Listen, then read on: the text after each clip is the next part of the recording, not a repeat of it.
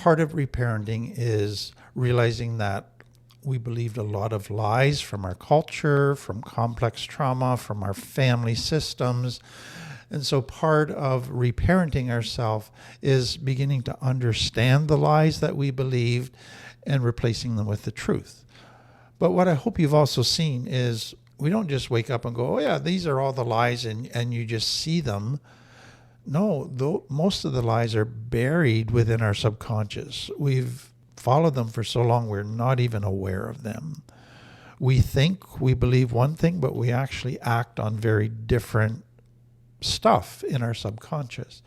And so there's this gradual becoming aware of lies that we believed in different areas of life. And what we looked at last time is that complex trauma, a child growing up in complex trauma, it basically, because they're with unsafe people, they begin believing all kinds of lies about life, but it's really, this is the truth when you're with unsafe people.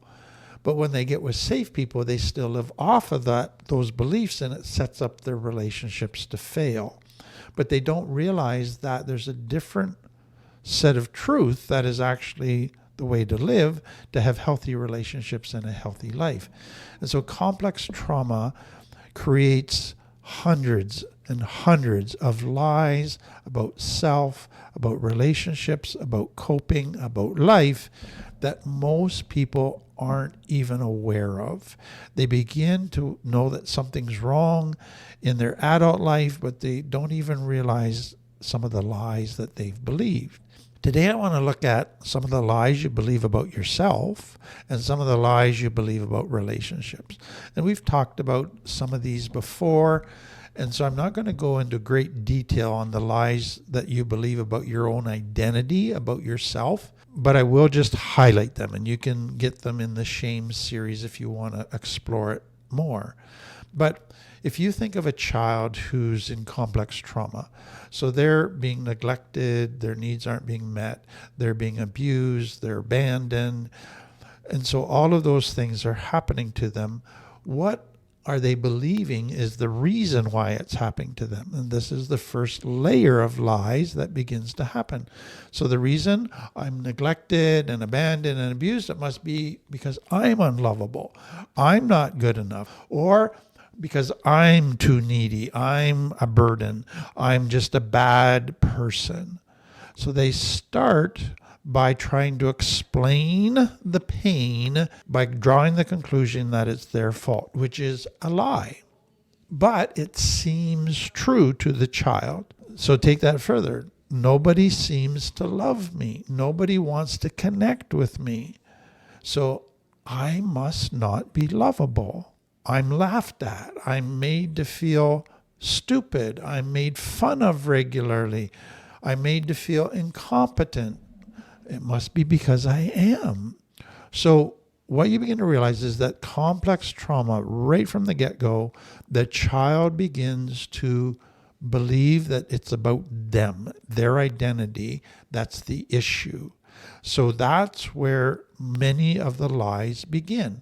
And so then over time, those basic identity lies morph into more and more identity-based lies. So I want to very quickly give you 35 lies that children begin to believe about themselves. So I must hide my true self or lie about it, because if people see the real me, they'll reject me, abandon me, just like mom and dad and other authorities have. So I must wear masks. That's a natural outcome of those earlier lies, that anybody gets to know the real me is going to reject me, so I must be fake. Another way to say that is authenticity is bad. If you are authentic, people will reject you. So authenticity equals pain, and we mentioned that last week. Authenticity means I won't be accepted, I will be rejected, nobody will want to connect with me. So if I'm going to have any type of connection, it only will happen if I people please, wear masks, and fawn. So you can see how that then sets them up for the wrong belief approaching any relationship. that goes even further for some. And it's basically deep down, I believe that everyone I get close to will eventually abandon me, because they'll eventually get to know that I'm the problem. I'm not good enough. So that then leads some people to go, the best route in relationships, as soon as you start getting close, is sabotage it. Abandon others before they abandon you. So those lies all came out of that core identity lie. But then it goes even further for some people, and that is there are parts of my personality that I hate. So they were punished for crying too much. They were punished for being angry. They were told they were too sensitive. They were told that being an introvert meant they were inferior to extroverts. So they hate all those parts of themselves. And they basically then conclude that they're weak, that they're boring, that they're not fun to be with. All lies. Then it goes farther. So if I'm not good enough, then my value must come from my external accomplishments or from what I do. It's definitely not from who I am. Another lie. Therefore, some go to, I must then, because I have no internal value, create external value by creating an image that people will respect. They won't respect me if they get to know the real me, if I'm authentic, so I will create an image that they respect, then they will want a relationship with me. So you can just see that this lie is morphing into affecting how they approach every situation in life. That then goes to the next one. I need to then control or manage what other people think of me. So if they start looking at me honestly and start seeing problems or flaws in me, they're going to reject me. So I need to make sure they only see my good qualities, that they don't see the truth about me. In other words, it's possible for me to control what other people think of me. But the truth is, I can't control what other people think of me. The more I try, the more they usually end up losing respect for me. But that's where all these core shame lies begin to take people. Then it goes further. If people aren't nice to me, well, it can't be because they see the real me and respect it. There's got to be something else going on here. So it must be they're just nice, or they don't really know me, or they have a hidden agenda and they just want to use me. That's the only way now I can explain people's niceness. Then it goes farther. In order to get people to like me, I must be willing to go against my needs and my morals and values and do whatever they want. So I got to please them, even if it means going against what I believe and value.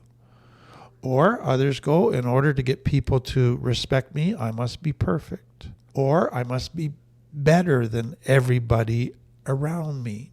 And then for some is, if you criticize me in any way, then that means you're rejecting me, you think I'm terrible, and you're treating me just like my parents did.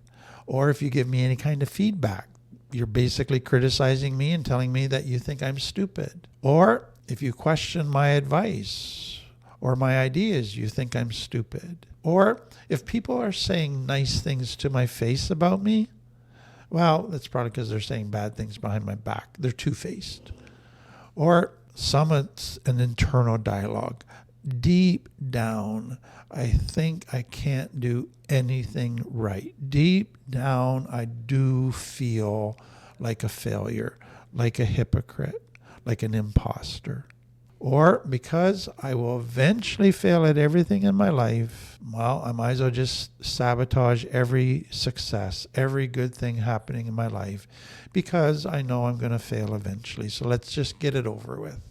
Now it goes even farther. If I spend time relaxing or doing something that interests me, well, that's because I'm selfish or I'm lazy.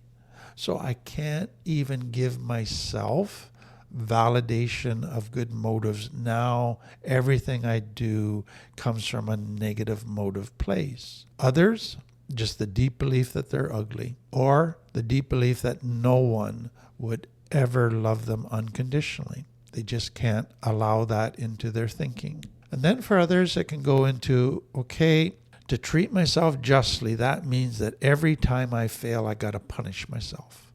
I got to serve justice on myself and treat myself very harshly. Others go to, I don't deserve a good life. That's their deep belief that comes out of this. Others go to, in order to have value, I need to be needed. Because if people need me, they'll value me. So I'm always going to be in relationships where I create a dependence, where people depend on me, or I'm always rescuing people. That's going to be the basic way I go about relationships. Or in order to be valued, I need to be liked. So I'm going to be a people pleaser. Or it goes even in these subtle directions. If I'm a friend with you, but then you have a friendship with somebody else, then basically what you're saying to me is, you don't value me, I must not be a very good friend, so you're probably going to leave me soon.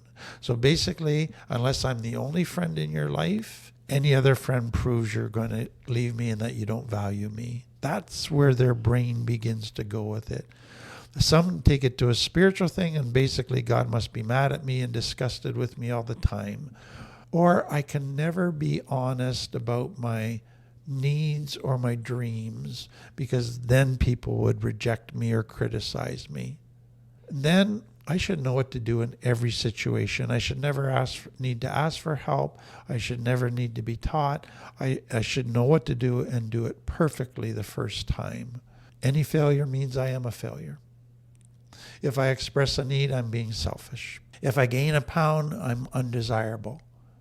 If I don't look like a Hollywood model, then I'm ugly. If I don't know the answer to every question, I'm stupid and everybody's going to know it. If I'm not happy all the time, people are not going to like me. If I show any other emotion besides happiness, I'm going to be rejected. So what you begin to realize is, wow, that shame lie morphed into multiple lies about self, about relationships, about life in general, that all set you up to fail, that all set you up to have more pain. So it was trying to protect you, but it was actually making it worse. I just hope this helps you realize how much work and recovery is involved in identifying lies and replacing them.